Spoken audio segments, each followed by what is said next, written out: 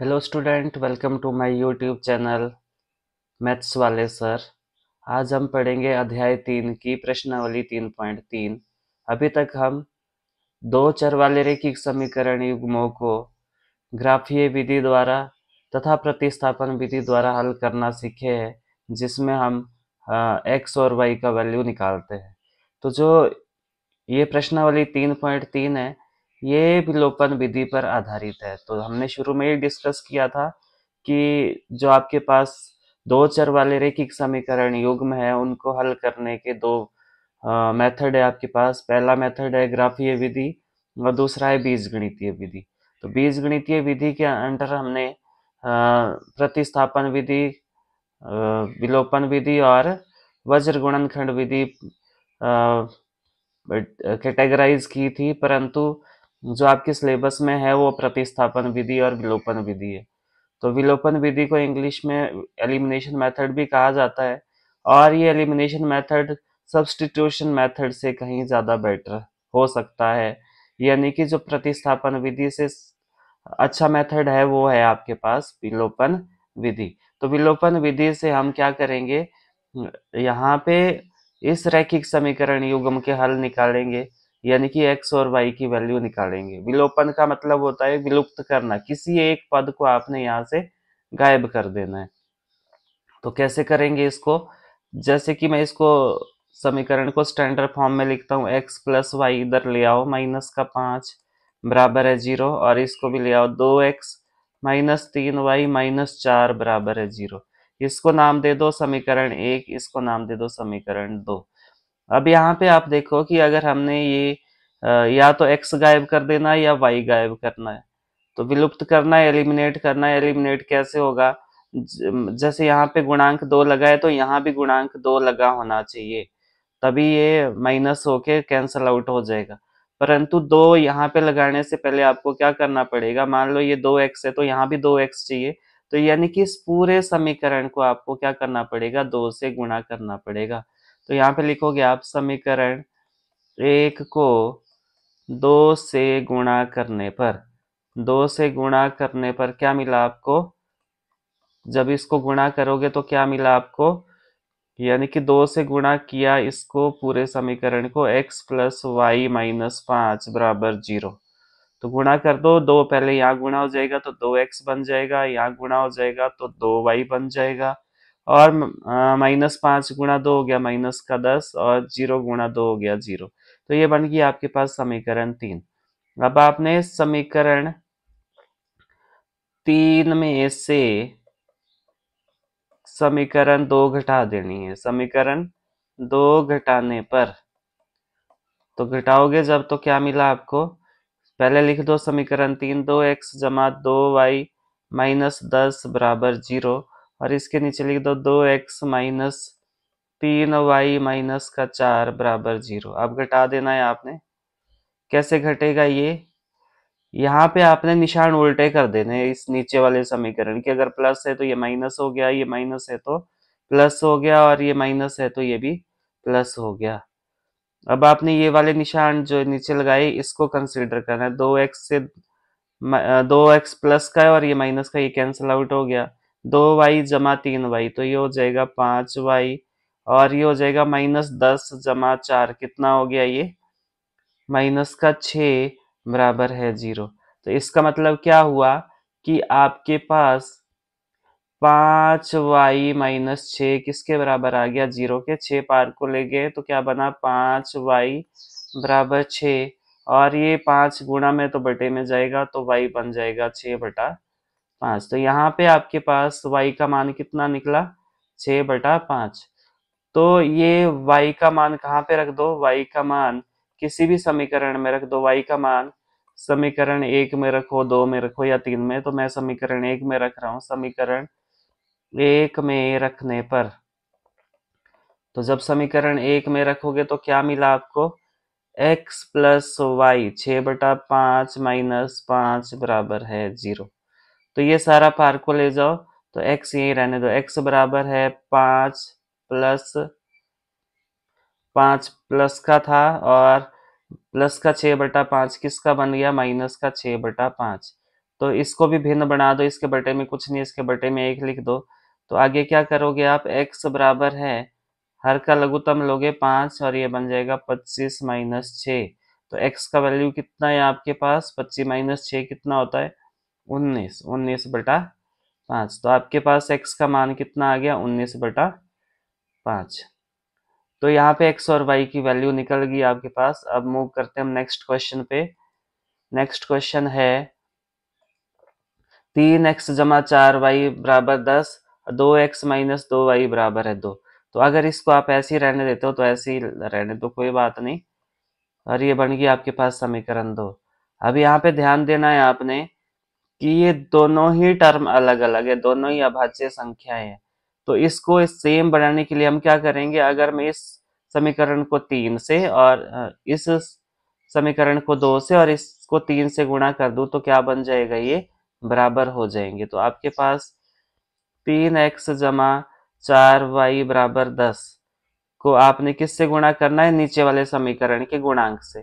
तो 2 से गुणा कर दो इसको, और इसको दूसरे समीकरण को आप ऊपर वाले समीकरण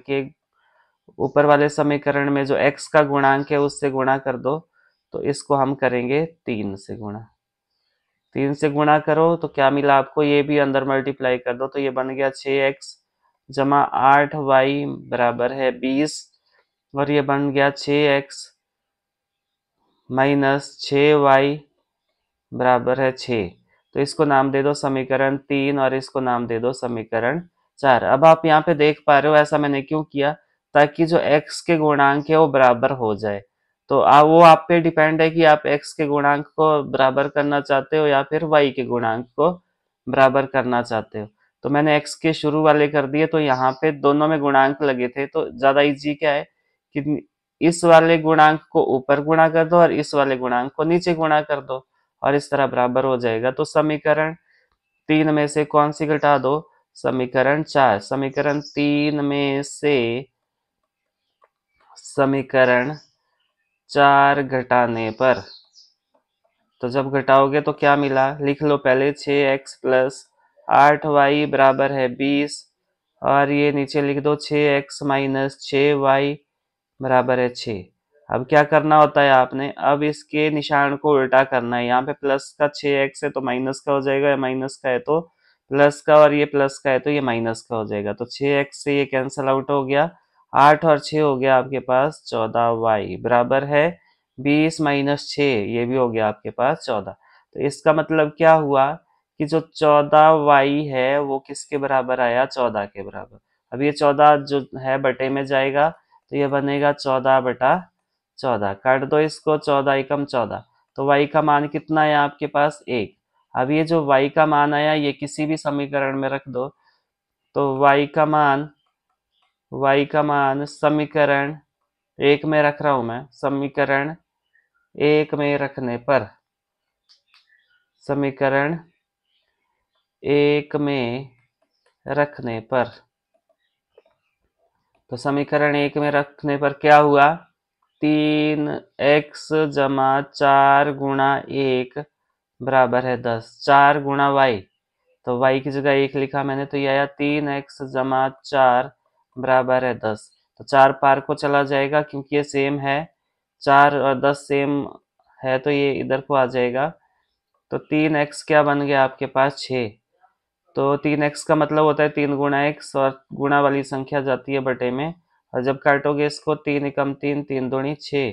तो x का वैल्यू कितना है आपके पास, 2। तो आपके पास y का मान 1 आया और x का मान कितना है आपके पास, 2 आया। चलो नेक्स्ट क्वेश्चन पे मूव करते हैं। नेक्स्ट क्वेश्चन है आपके पास 3x माइनस 5y माइनस 4 बराबर है 0। तो पहले इसको थोड़ा सा हम मॉडिफाई कर लेते हैं। 3x माइनस 5y और 4 पार को ले गए तो प्लस का 4 हो गया, ये इधर ले आओ। तो ये 9x माइनस 2y बराबर है 7। फॉर्मेट को सेम रखना है आपने, जैसे x और y दोनों इधर है तो आपने यही रखना है ये एक साइड को। तो इसको नाम दे दो समीकरण 1 और समीकरण 2। अब आपने इसको क्या करना है, यहाँ पे 9x और यहाँ पे 3x है।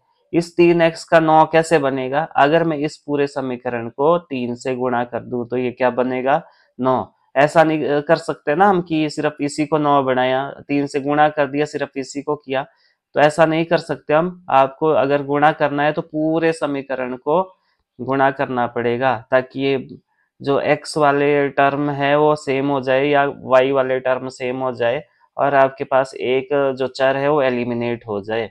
तो आप यहाँ पे लिखोगे समीकरण 1 को 3 से गुणा करने पर, 3 से गुणा करने पर, तो गुणा कर दो तो ये बन जाएगा 3 गुणा 3, 3x माइनस 5y बराबर 4। तो गुणा किया तो ये बन गया 9x माइनस 15y बराबर है 12। तो ये इसको नाम दे दो समीकरण 3। तो समीकरण 3 में से कौन सी घटानी है आपने? समीकरण 2। तो समीकरण 3 माइनस समीकरण 2, तो कर दो इसको। तो ये पहले समीकरण 3 लिखो, 9x माइनस 15y बराबर 12, और ये आएगा आपके पास 9x माइनस 2y बराबर 7। तो क्या बन जाएगा ये 9x, यहाँ पे पहले इसका निशान उल्टा करना है, और ये हो गया। अब 9x प्लस का और माइनस का कैंसिल हो गया, माइनस 15y जमा 2y, तो ये बन गया माइनस 13y, और ये बनेगा आपके पास 5। तो यानी कि आपके पास जो माइनस 13y है वो किसके बराबर आया? 5 के। तो ये माइनस 13 जो है वो बटे में चला जाएगा, तो ये बन जाएगा माइनस 5 बटा 13। तो y का वैल्यू आ गया। अब ये y का वैल्यू कहीं भी रख दो, तो मैं समीकरण 1 में रखता हूँ y का मान समीकरण 1 में रखने पर, समीकरण 1 में रखने पर, तो समीकरण 1 में रख दो। समीकरण 1 क्या है? 3x माइनस 2 गुणा 3x माइनस 5 गुणा y की जगह माइनस 5 बटा 13 बराबर है 4। तो देखो माइनस माइनस प्लस हो गए, तो ये बना 3x प्लस 25 बटा 13 बराबर है 4। अब ये 25 बटा 13 पार को ले जाना है आपने, तो ये बनेगा 3x बराबर है 4 माइनस 25 बटा 13, 4 माइनस 25 बटा 13। क्योंकि ये 25 बटा 13 प्लस का था तो पार को जाके माइनस का हो गया, और ये जिसके बटे में कुछ नहीं उसके बटे में 1 लिख दो, और ये आएगा आपके पास, इसका एलसीएम आ गया 13। और जब पहली भिन्न लिखेंगे और मल्टीप्लाई करेंगे लघुत्तम से, तो ये 52 आएगा माइनस 25। तो जब इसको घटाओगे तो कितना आया? ये 27, 27 बटा 13। और ये जो 3x का मतलब होता है 3 गुणा x, और ये जाएगा बटे में, तो यहाँ पे x का वैल्यू कितना आया? 27 बटा 3 गुणा 13। तो 3 एकम 3, 3 नमा 27। तो आपके पास x का वैल्यू कितना आया? 9 बटा 13। तो ये आपके पास x और y की वैल्यू आ गई। यही आपने फाइंड आउट करनी थी। आई होप कि आपको ये भी समझ आया होगा। बार बार अभ्यास करें, आप साथ में रफ कॉपी रखें और उस पर प्रैक्टिस करते रहें। चलो नेक्स्ट क्वेश्चन, लास्ट क्वेश्चन है प्रश्न नंबर 1 का। वो है आपके पास x बटा 2 जमा 2y बटा 3 बराबर -1, और ये तो जिसके बटे में कुछ नहीं उसके बटे में 1। तो पहले आपने इस 2 और 3 को यहाँ से हटाना है, और 2 और 3 कब हटेगा? जब आप इसका क्या करोगे? x बटा 2 जमा 2y बटा 3 बराबर है -1। तो पहले आप इस साइड को सॉल्व करोगे तो ये आएगा आपके पास 6, और ये बन गया 3x प्लस 4y बराबर -1। 6 इधर को मल्टीप्लाई हो जाएगा तो ये बनेगा 3x प्लस 4y -1 गुणा 6। तो ये बन गया 3x प्लस 4y माइनस का 6, और इसको नाम दे दो समीकरण 1। तो सिमिलरली आपने ये वाला समीकरण भी हल करना है। x बटा 1 माइनस वाई बटा 3 बराबर है 3। तो इसका एलसीएम ले लो। फिर क्या करते हैं हम, मैंने आपको समझाया था ये किस तरह हल होता है। पहले भी लिखेंगे, मल्टीप्लाई करेंगे 3 से, तो ये आ गया 3x, और ये आएगा माइनस और ये आया 3। अब ये 3 में है तो गुणा में जाएगा, तो ये बनेगा 3x माइनस वाई बराबर है 3 गुणा 3। तो ये आया आपके पास 3x माइनस वाई बराबर है 9। तो आपके पास ये वाला था समीकरण 1 और ये इसको नाम दे दो समीकरण 2। समीकरण 2। तो अब यहाँ पे ज़्यादा सोचने की आवश्यकता नहीं है, क्योंकि यहाँ पे जो x के गुणांक है वो पहले ही सेम है, यानी कि x के जो गुणांक है वो पहले ही सेम है, तो घटा देना है सीधा। तो आपने क्या करना है, समीकरण 2 माइनस समीकरण 1 करना है आपने। तो समीकरण 2 क्या है आपके पास, 3x माइनस वाई बराबर है 9, और इस पहली समीकरण क्या है, 3x प्लस 4y बराबर है माइनस का 6। तो इसको घटा दो, निशान उल्टे कर दो, तो 3x प्लस का और माइनस का ये कैंसिल हो गया, माइनस वाई और माइनस 4y, तो माइनस का 5y बराबर है 9 और 6 हो गया 15। तो आपके पास क्या आया, -5y किसके बराबर आया, 15 के बराबर। -5 जाएगा बटे में, तो ये बन जाएगा -15/5। तो 5 एकम 5, 5 दिए 15। तो y का वैल्यू कितना है आपके पास, -3।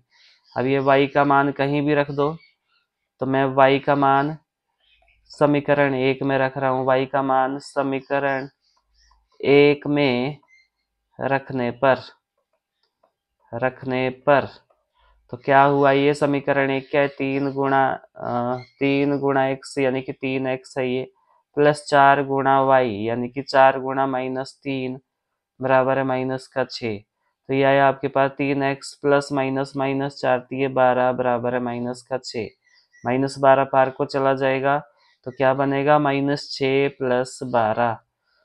तो आपके पास 6 प्लस 12 कितना हुआ, 6 हुआ। तो x का वैल्यू कितना आया, 6/3।